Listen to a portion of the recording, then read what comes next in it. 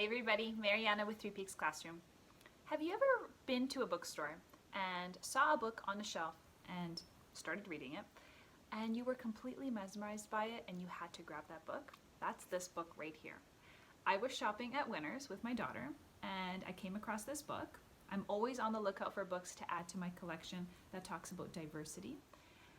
And when I saw this, it stopped me in my tracks, obviously, because it's a beautiful cover, but I started reading it. And this story is a wonderful introduction to racism, but it also talks about what it is and why our skins are different colors. Why do we have different skin tones?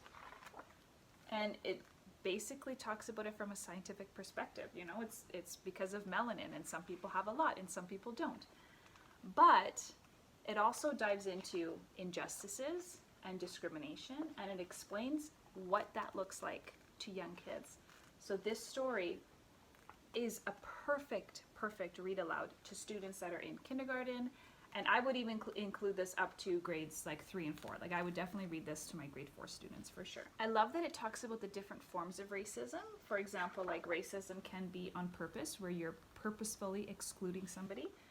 And it also talks about how racism could be by mistake too. So like, you always decide to be that you want to be the hero, and your friend is, and you make your friend be the bad guy or the villain, and it could just be a mistake, but it's still a form of racism. And the story ends also with different terms that you can discuss with your students. So skin color, race-related observations, you know, identity terms, that's huge.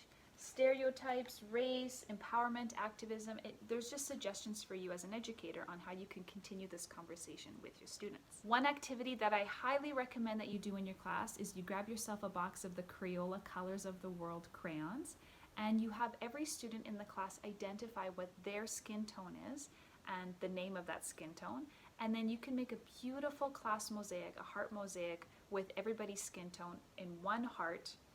And it shows that everybody is beautiful in their own skin. And I did this with my class actually, and it's just a beautiful piece of art that we hung up all year long. Thanks so much for tuning in. I hope you enjoyed this recommendation. Like I said, this is one of those books that just stopped me in my tracks, and I had to have it in my class, and I'm so glad that I did. If you enjoyed that recommendation, please hit the subscribe button so you can stay tuned. I have a few more books to go for the month of February for Black History Month. Don't forget to give the video a like, and I will see you guys in the next video. Bye.